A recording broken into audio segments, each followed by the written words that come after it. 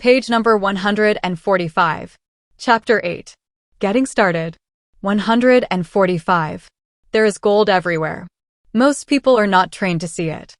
I wish I could say acquiring wealth was easy for me, but it wasn't. So in response to the question, how do I start? I offer the thought process I go through on a day-to-day basis. It really is easy to find great deals. I promise you that. It's just like riding a bike. After a little wobbling, it's a piece of cake. But when it comes to money, it takes determination to get through the wobbling. That's a personal thing. To find million-dollar deals of a lifetime requires us to call on our financial genius. I believe that each of us has a financial genius within us. The problem is that our financial genius lies asleep, waiting to be called upon.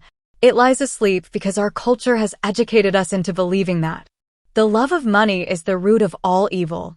It has encouraged us to learn a profession so we can work for money, but failed to teach us how to have money work for us. It taught us not to worry about our financial future, because our company or the government would take care of us when our working days are over.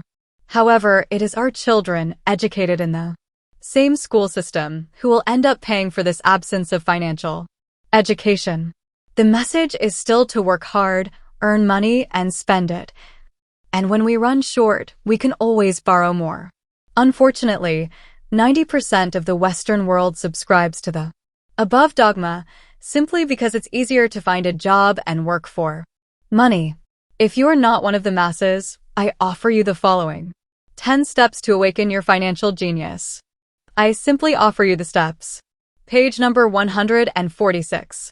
I have personally followed. If you want to follow some of them, great. If you don't, make up your own. Your financial genius is smart enough to develop its own list. While in Peru, I asked a gold miner of 45 years how he was so confident about finding a gold mine. He replied, "There is gold everywhere. Most people are not trained to see it." And I would say that is true. In real estate, I can go out and, in a day, come up with 4 or 5 great potential deals, while the average person will go out and find nothing, even looking in the same neighborhood. The reason is that they have not taken the time to develop their financial genius. I offer you the following 10 steps as a process to develop your God-given powers over which only you have control. 1. Find a reason greater than reality. The power of spirit. If you ask most people if they would like to be rich or financially free, they would say yes. But then reality sets in. The road seems too long with too many hills to climb. It's easier to just work for money and hand the excess over to your broker. I once met a young woman who had dreams of swimming for the U.S. Olympic team. The reality was that she had to get up every morning at 4 o'clock to swim for 3 hours before going to school. She did not party with her friends on Saturday night. She had to study and keep her grades up, just like everyone else. When I asked her what fueled her superhuman ambition and sacrifice, she simply said, "I do it for myself and the people I love. It's love that gets me over the hurdles and sacrifices." A reason or a purpose is a combination of wants and don't.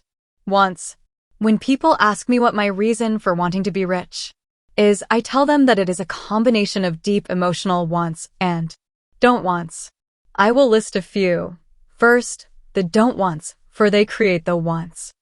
I don't want to work all my life. I don't want what my parents aspired for, which was job security and a house in the suburbs. I don't like being an employee. I hated that my dad always missed my football games because. Page number 147. He was so busy working on his career. I hated it when my dad worked hard all his life and the government took most of what he worked for. At his death, he could not even pass on what he worked so hard for. When he died, the rich don't do that. They work hard and pass it on to their children. Now the wants. I want to be free to travel the world and live in the lifestyle I love. I want to be young when I do this. I want to simply be free. I want control over my time and my life. I want money to work for me. Those are my deep-seated emotional reasons. What are yours? If they are not strong enough, then the reality of the road ahead may be greater than your reasons. I have lost money and been set back many times, but it was the deep emotional reasons that kept me standing up and going forward. I wanted to be free by age 40, but it took me until I was 47 with many learning experiences along the way. As I said, I wish I could say it was easy. It wasn't. But it wasn't that hard either. I've learned that without a strong reason or purpose, anything in life is hard. If you do not have a strong reason, there is no sense reading further. It will sound like too much work. 2. Make daily choices. The power of choice. Choice is the main reason people want to live in a free country. We want the power to choose. Financially, with every dollar we get in our hands, we hold the power to choose our future, to be rich, poor, or middle class. Our spending habits reflect who we are. Poor people simply have poor spending habits. The benefit I had as a boy was that I loved playing Monopoly constantly. Nobody told me Monopoly was only for kids, so I just kept playing the game as an adult. I also had a rich dad who pointed out to me the difference between an asset and a liability. So, a long time ago, as a little boy, I chose to be rich, and I knew that all I had to do was learn to acquire assets, real assets. My best friend, Mike, had an asset column handed to him, but he still had to choose page number 148, to learn to keep it. Many rich families lose their assets in the next generation simply because there was no one trained to be a good steward over their assets. Most people choose not to be rich. For 90% of the population, being rich is too much of a hassle. So they invent sayings that go, I'm not interested in money. I'll never be rich. I don't have to worry. I'm still young. When I make some money, then I'll think about my future. My husband/wife handles the finances. The problem with those statements is that they rob the person who chooses to think such thoughts of two things. One is time, which is your most precious asset. The second is learning. Having no money should not be an excuse to not learn. But that is a choice we all make daily, the choice of what we do with our time, our money, and what we put in our heads. That is the power of choice. All of us have choice. I just choose to be rich, and I make that choice every day. Invest first in education. In reality, the only real asset you have is your mind, the most powerful tool we have dominion over. Each of us has the choice of what we put in our brain once we're old enough. You can watch TV, read golf magazines, or go to ceramics class or a class on financial planning. You choose. Most people simply buy investments rather than first investing and learning about investing. A friend of mine recently had her apartment burglarized. The thieves took her electronics and left all the books. And we all have that same choice. 90% of the population buys TV sets, and only about 10% buy business books. So what do? I go to seminars. I like it when they are at least 2 days long because I like to immerse myself in a subject. In 1973, I was watching this guy on TV who was advertising a 3-day seminar on how to buy real estate for nothing down. I spent $385, and that course has made me at least $2 million, if not more. But more importantly, it bought me life. I don't have to work for the rest of my life because of that one course. I go to at least 2 such courses every year. I love CDs and audiobooks. The reason, I can easily review what I just heard. I was listening to an investor say something I completely disagreed with. Instead of becoming arrogant and critical, I simply page number 149. Listen to that 5-minute stretch at least 20 times, maybe more. But suddenly, by keeping my mind open, I understood why he said what he said. It was like magic. I felt like I had a window into the mind of one of the greatest investors of our time. I gained tremendous insight into the vast resources of his education and experience. The net result, I still have the old way I used to think, and I now have a new way of looking at the same problem or situation. I have 2 ways to analyze a problem or trend, and that is priceless. Today, I often say, how would Donald Trump do this, or Warren Buffett, or George Soros? The only way I can access their vast mental power is to be humble enough to read or listen to what they have to say. Arrogant or critical. People are often people with low self-esteem who are afraid of taking risks. That's because if you learn something new, you are then required to make mistakes in order to fully understand what you have learned. If you have read this far, arrogance is not one of your problems. Arrogant people rarely read or listen to experts. Why should they? They are the center of the universe. There are so many intelligent people who argue or defend when a new idea clashes with the way they think. In this case, their so-called intelligence combined with arrogance equals ignorance. Each of us knows people who are highly educated or believe they are smart, but their balance sheet paints a different picture. A truly intelligent person welcomes new ideas, for new ideas can add to the synergy of other accumulated ideas. Listening is more important than talking. If that were not true, God would not have given us 2 ears and only 1 mouth. Too many people think with their mouth instead of listening. In order to absorb new ideas and possibilities, they argue instead of asking questions. I take a long view on my wealth. I do not subscribe to the get-rich-quick mentality most lottery players or casino gamblers have. I may go in and out of stocks, but I am long on education. If you want to fly an airplane, I advise taking lessons first. I am always shocked at people who buy stocks or real estate but never invest in their greatest asset, their mind. Just because you bought a house or 2 does not make you an expert at real estate. Page number 150. 3. Choose friends carefully. The power of association. First of all, I do not choose my friends by their financial statements. I have friends who have actually taken a vow of poverty as well as friends who earn millions every year. The point is that I learn from all of them. Now, I will admit that there are people I have actually sought out because they had money. But I was not after their money, I was seeking their knowledge. In some cases, these people who had money have become dear friends. I've noticed that my friends with money talk about money. They don't do it to brag. They're interested in the subject. So I learn from them, and they learn from me. My friends who are in dire financial straits do not like talking about money, business, or investing. They often think it rude or non-intellectual. So, I also learn from my friends who struggle financially. I find out what not to do. I have several friends who have generated over $1 billion in their short lifetimes. The 3 of them report the same phenomenon.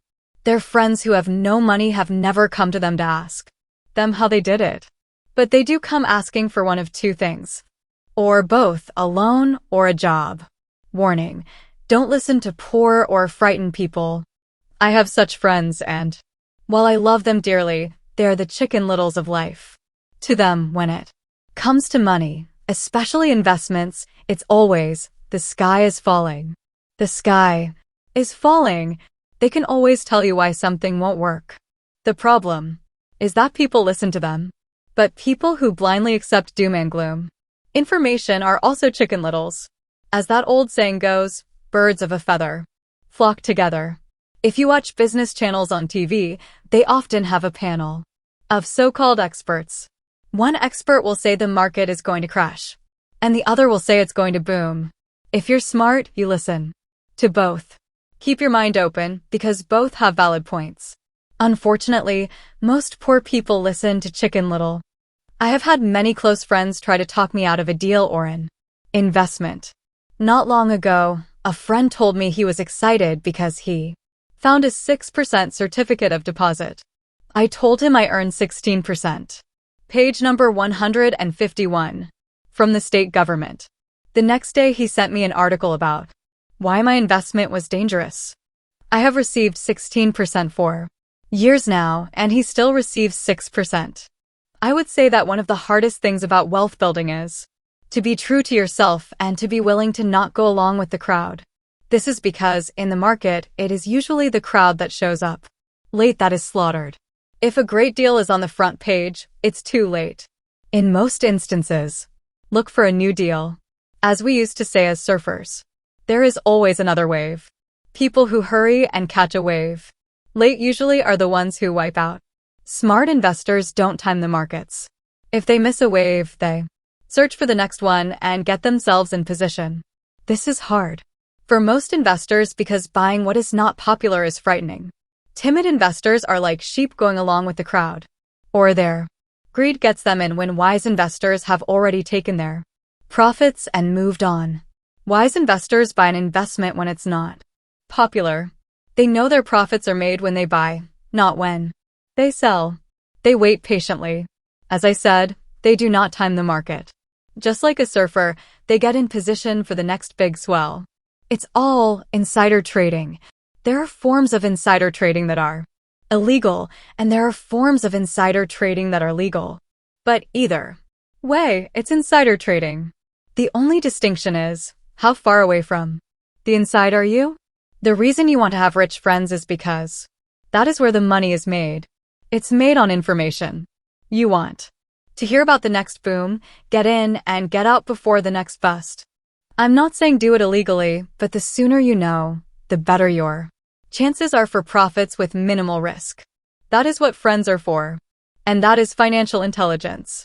4. Master a formula and then learn a new one. The power of learning quickly. In order to make bread, every baker follows a recipe, even if it's only held in their head. The same is true for making money. Most of us have heard the saying, you are what you eat. I have a different slant. I say, you become what you study. In other words, page number 152. Be careful what you learn, because your mind is so powerful that you become what you put in your head. For example, if you study cooking, you then tend to cook. If you don't want to be a cook anymore, then you need to study something else. When it comes to money, the masses generally have one basic formula they learned in school, and it's this: work for money. The predominant formula I see in the world is that every day millions of people get up, go to work, earn money, pay bills, balance checkbooks, buy some mutual funds, and go back to work. That is the basic formula or recipe. If you're tired of what you're doing or you're not making enough, it's simply a case of changing the formula via which you make money. Years ago, when I was 26, I took a weekend class called How to Buy Real Estate Foreclosures. I learned a formula. The next trick was to have the discipline to actually put into action what I had learned. That is where most people stop. For 3 years, while working for Xerox, I spent my spare time learning to master the art of buying foreclosures. I've made several $1,000,000 using that formula. So after I mastered that formula, I went in search of other formulas. For many of the classes, I did not directly use the information I learned. But I always learned something new. I have attended classes designed for derivative traders, commodity option traders, and chaologists. I was way out of my league, being in a room full of people with doctorates in nuclear physics and space science. Yet, I learned a lot that made my stock and real estate investing more meaningful and lucrative. Most junior colleges and community colleges have classes on financial planning and buying traditional investments. They're good places to start, but I always search for a faster formula. That is why, on a fairly regular basis, I make more in a day than many people will make in their lifetime. Another side note, in today's fast-changing world, it's not so much what you know anymore that counts, because often what you know is old. It is how fast you learn. That skill is priceless. It's priceless in finding faster formulas, recipes, if you will, for making dough. Working hard for money is an old formula born in the day of cavemen. Page number 153. 5. Pay yourself first. The power of self-discipline. If you cannot get control of yourself, do not try to get rich. It makes no sense to invest, make money, and blow it. It is the lack of self-discipline that causes most lottery winners to go broke soon after winning millions. It is the lack of self-discipline that causes people who get a raise to immediately go out and buy a new car or take a cruise. It is difficult to say which of the 10 steps is the most important. But of all the steps, this step is probably the most difficult to master. If it is not already a part of your makeup, I would venture to say that. Personal self-discipline is the #1 delineating factor between the rich, the poor, and the middle class. Simply put, people who have low self-esteem and low tolerance for financial pressure can never be rich. As I have said, a lesson learned from my rich dad was that the world will push you around. The world pushes people around, not because other people are bullies, but because the individual lacks internal control and discipline. People who lack internal fortitude often become victims of those who have self-discipline.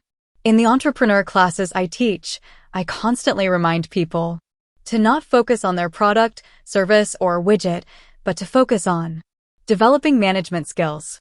The 3 most important management skills necessary to start your own business are management of 1. Cash flow, 2. People, 3. Personal time. I would say the skills to manage these 3 apply to anything, not just entrepreneurs. The 3 matter in the way you live your life as an individual or as part of a family, a business, a charitable organization, a city, or a nation. Each of these skills is enhanced by the mastery of self-discipline.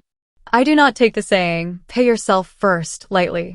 The statement, pay yourself first, comes from George Clason's book, The Richest Man in Babylon. Millions of copies have been sold. But while millions of people freely repeat that powerful statement, page number 154, few follow the advice. As I said, financial literacy allows one to read numbers, and numbers tell the story. By looking at a person's income statement and balance sheet, I can readily see if people who spout the words, pay yourself first, actually practice what they preach. A picture is worth 1,000 words. So let's review the financial statements of people who pay themselves first against someone who doesn't. Study the diagrams and see if you can pick up some distinctions. Again, it has to do with understanding cash flow, which tells the story.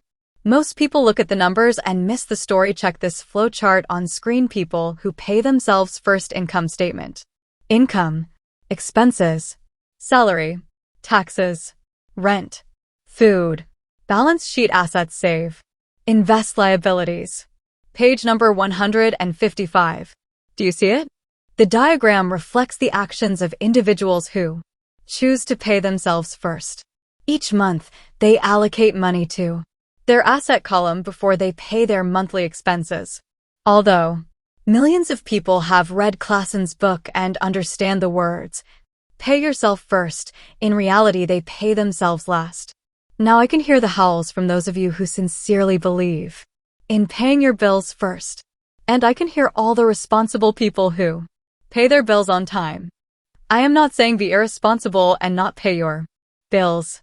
All I am saying is do what the book says, which is, pay yourself first. And the previous diagram is the correct accounting picture of that action. Check this flow chart on screen. People who pay everyone else first. Income statement, income, salary, expenses, salary, taxes, rent, food, balance sheet, assets, liabilities. Page number 156. If you can truly begin to understand the power of cash flow, you will soon realize what is wrong with the previous diagram, or why 90% of people work hard all their lives and need government support like Social Security when they are no longer able to work.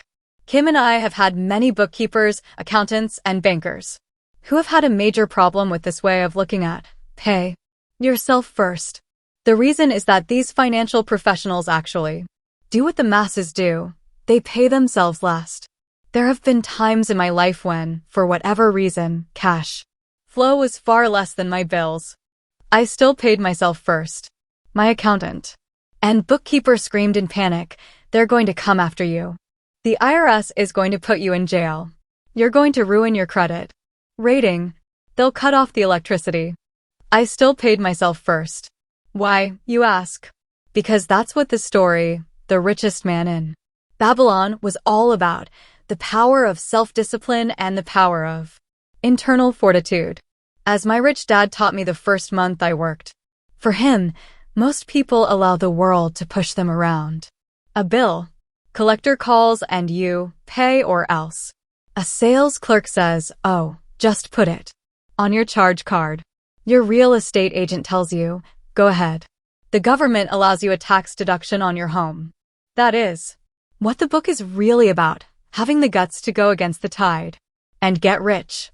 You may not be weak, but when it comes to money, many people get wimpy. I am not saying be irresponsible.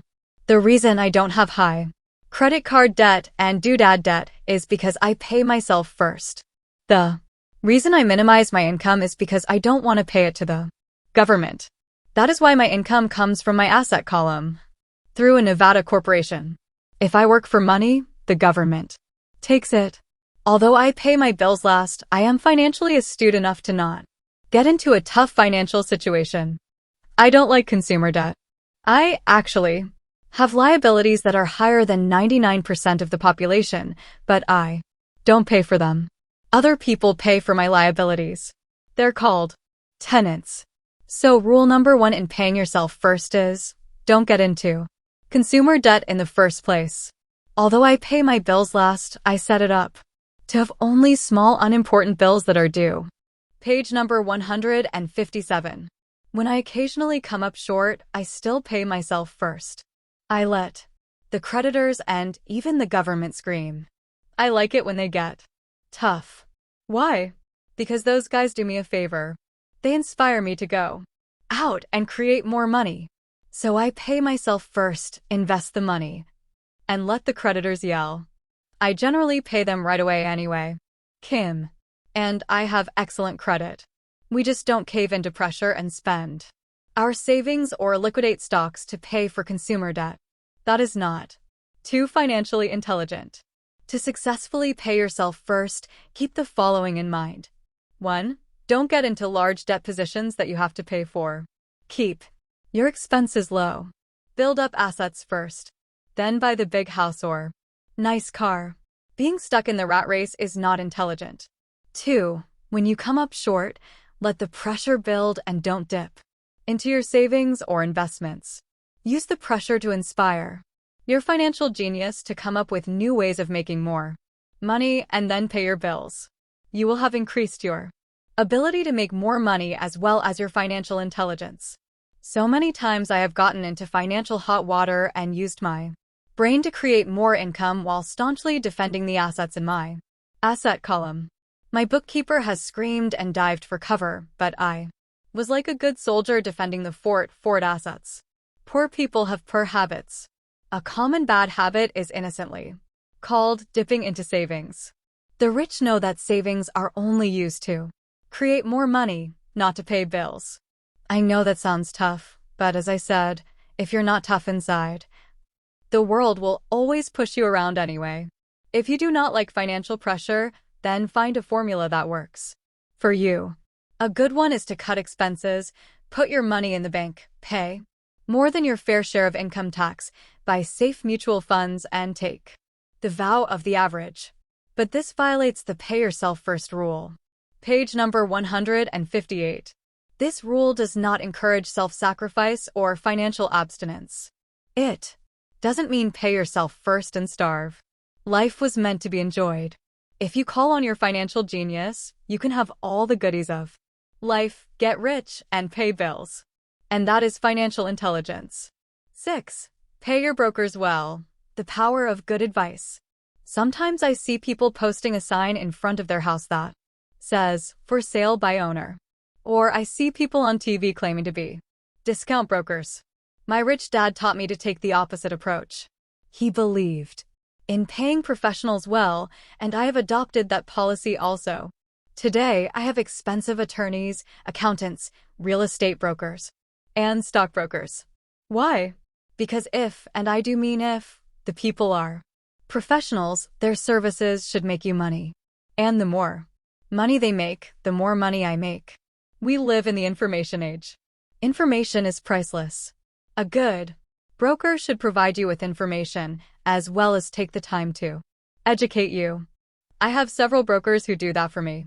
Some taught me when I had little or no money, and I am still with them today.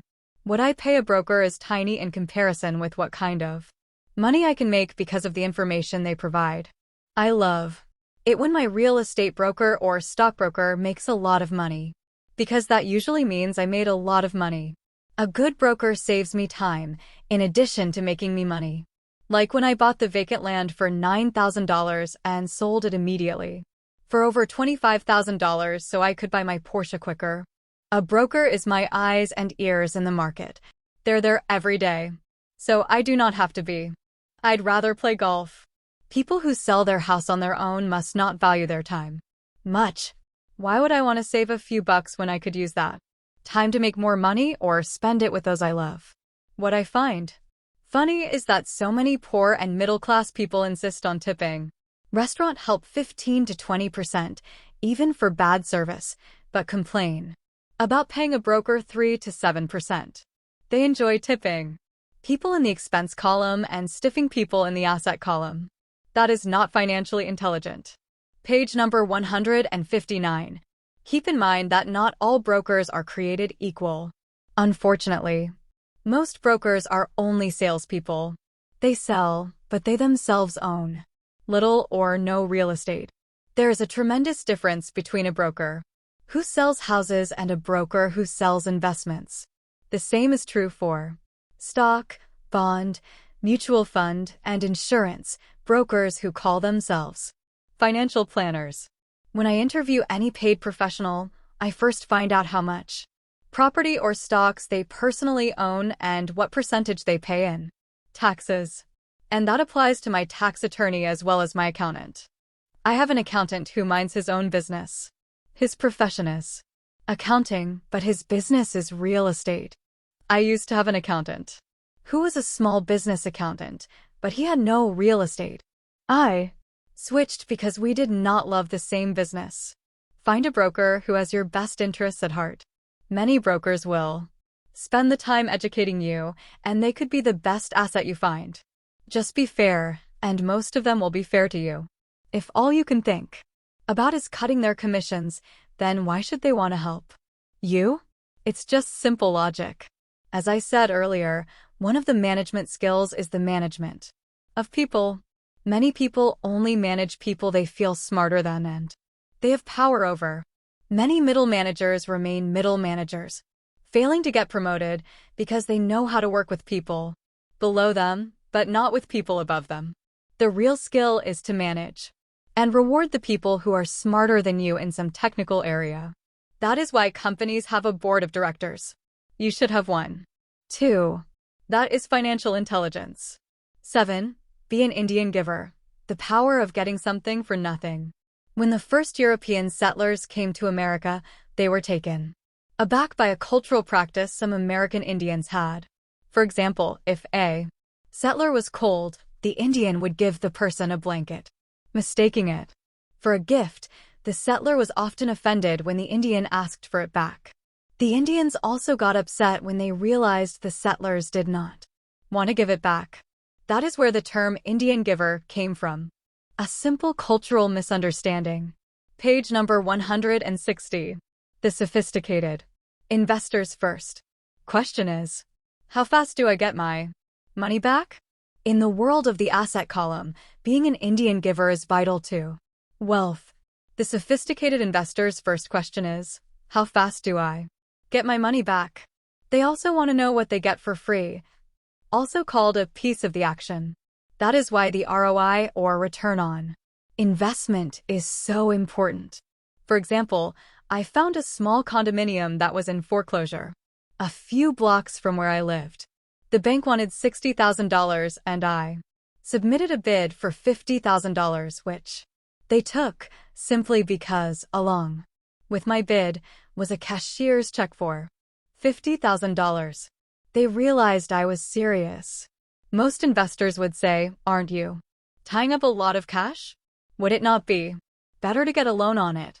The answer is not in this case. My investment company uses this condominium as a vacation rental in the winter months when the snowbirds come to Arizona. It rents for $2,500 a month for 4 months out of the year. For rental during the off-season, it rents for only $1,000 a month. I had my money back in about 3 years.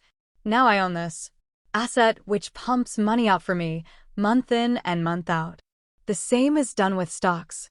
Frequently, my broker calls and recommends I move a sizable amount of money into the stock of a company that he feels is just about to make a move that will add value to the stock, like announcing a new product. I will move my money in for a week to a month while the stock moves up.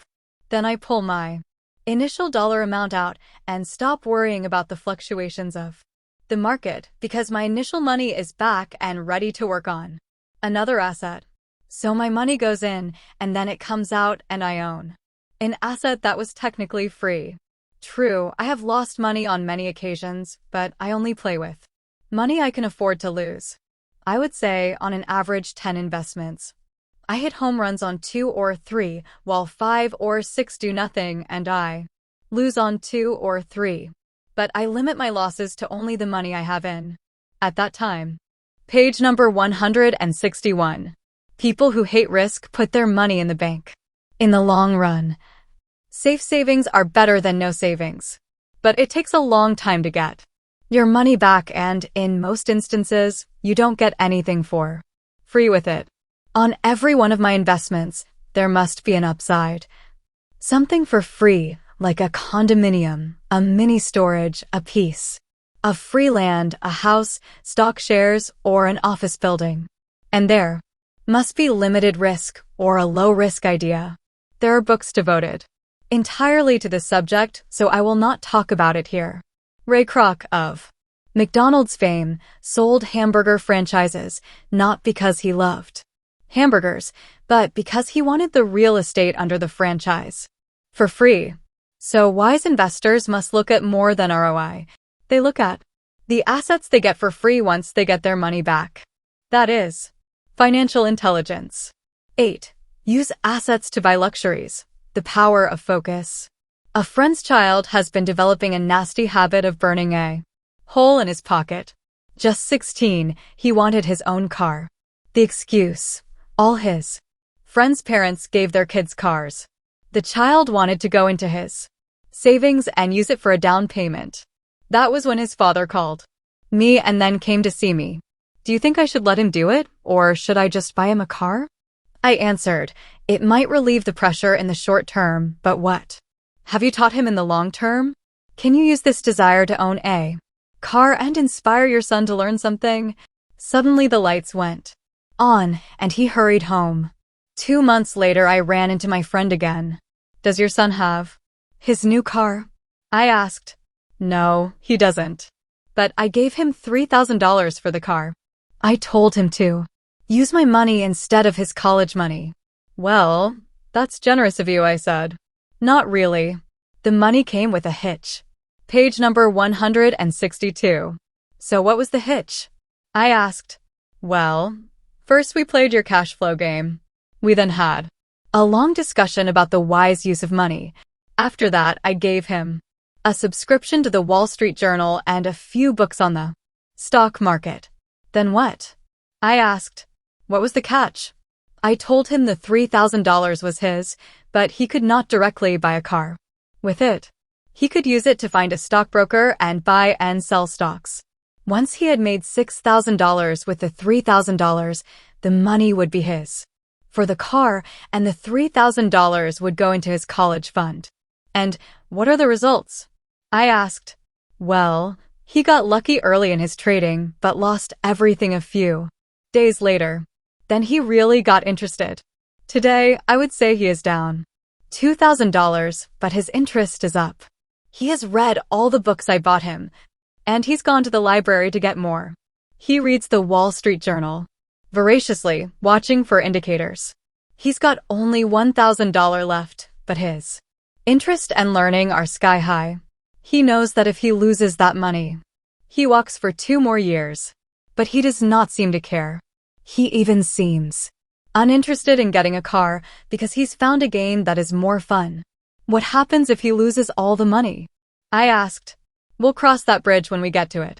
I'd rather have him lose everything now than wait till he's our age to risk losing everything. And besides, that is the best $3,000 I've ever spent on his education. What he is learning will serve him for life, and he seems to have gained a new respect for the power of money.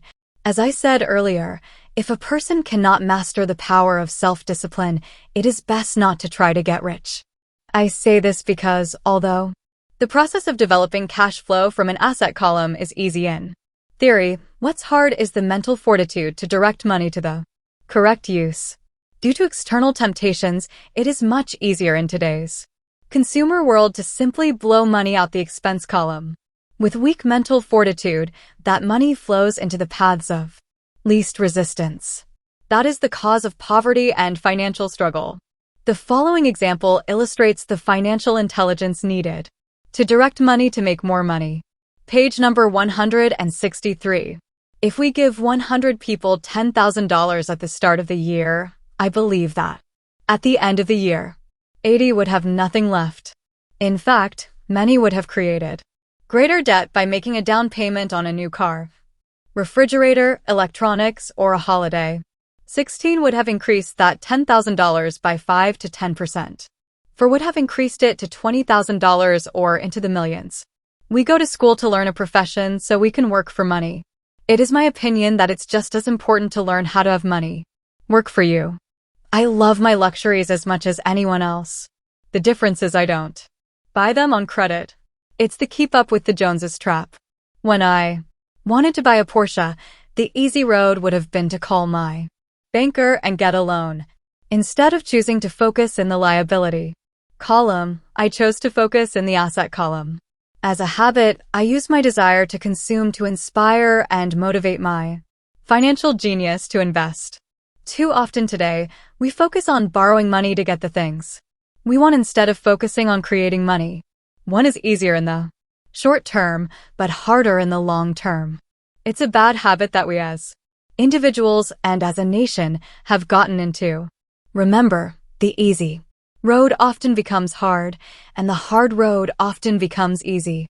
The earlier you can train yourself and those you love to be masters of money, the better. Money is a powerful force. Unfortunately, people use the power of money against themselves. If your financial intelligence is low, money will run all over you. It will be smarter than you. If money is smarter than you will work for it all your life. To be the master of money, you need to be smarter than it. Then, money will do as it is told. It will obey you. Instead of being a slave to it, you will be the master of it. That is financial intelligence. Page number 164. 9. Choose heroes. The power of myth. When I was a kid, I greatly admired Willie Mays, Hank Aaron, and Yogi Berra. They were my heroes, and I wanted to be just like them. I treasured their baseball cards. I knew their stats, the RBIs, the ERAs, their batting averages, how much they got paid, and how they came up from the minor leagues. As a 9-year-old kid, when I stepped up to bat or played first base or catcher, I wasn't me. I pretended I was a famous baseball player. It's one of the most powerful ways we learn, and we often lose that as adults. We lose our heroes. Today, I watch young kids playing basketball near my home. On the court, they're not little Johnny. They're pretending to be their favorite basketball hero. Copying or emulating heroes is true power learning. I have new heroes as I grow older. I have golf heroes and I copy their swings and do my best to read everything I can about them. I also have heroes such as Donald Trump, Warren Buffett, Peter Lynch, George Soros, and Jim Rogers. I know their stats just like I knew the ERAs and RBIs of my childhood baseball heroes. I follow what Warren Buffett invests in, and I read anything I can about his point of view on the market and how he chooses stocks. And I read about Donald Trump, trying to find out how he negotiates and puts deals together. Just as I was not me when I was up to bat, when I'm in the market, or I'm negotiating a deal, I am subconsciously acting with the bravado of Trump. Or when analyzing a trend, I look at it as though Warren Buffett were doing it. By having heroes, we tap into a tremendous source of raw genius. But heroes do more than simply inspire us. Heroes make things look easy. Making it look easy convinces us to want to be just like them. If they can do it, So can I. When it comes to investing, too many people make it sound hard. Instead, find heroes who make it look easy. Page number 16510. Teach and you shall receive, the power of giving. Both of my dads were teachers. My rich dad taught me a lesson I have carried all my life, the necessity of being charitable or giving. My educated dad gave a lot of his time and knowledge, but almost never gave away money. He usually said that he would give when he had some extra money. But of course there was rarely any extra. My rich dad gave money as well as education. He believed firmly in tithing. If you want something, you first need to give, he would always say. When he was short of money, he gave money to his church or to his favorite charity. If I could leave one single idea with you, it is that idea. Whenever you feel short or in need of something, give what you want first and it will come back in buckets. That is true for money, a smile, love, or friendship. I know it is often the last thing a person may want to do, but it has always worked for me. I trust that the principle of reciprocity is true and I give what I want. I want money, so I give money and it comes back in multiples. I want sales, so I help someone else sell something and sales come to me. I want contacts and I help someone else get contacts. Like magic, contacts come to me. I heard a saying years ago that went, God does not need to receive, but humans need to give. My rich dad would often say, poor people are more greedy than rich people. He would explain that if a person was rich, that person was providing something that other people wanted. In my life, whenever I have felt needy or short of money or short of help, I simply went out or found in my heart what I wanted and decided to give it first. And when I gave, it always came back. It reminds me of the story of the guy sitting with firewood in his arms on a cold, freezing night. He is yelling at the pot-bellied stove, when you give me some heat, then I'll put some wood in you. And when it comes to money, love, happiness, sales, and contacts, all one needs to remember is to give first. Page number 166. Often just the process of thinking of what I want and how I could give that to someone else breaks free a torrent of bounty. Whenever I feel that people aren't smiling at me, I simply begin smiling and saying hello. Like magic, the next thing I know I'm surrounded by smiling people. It is true that your world is only a mirror of you.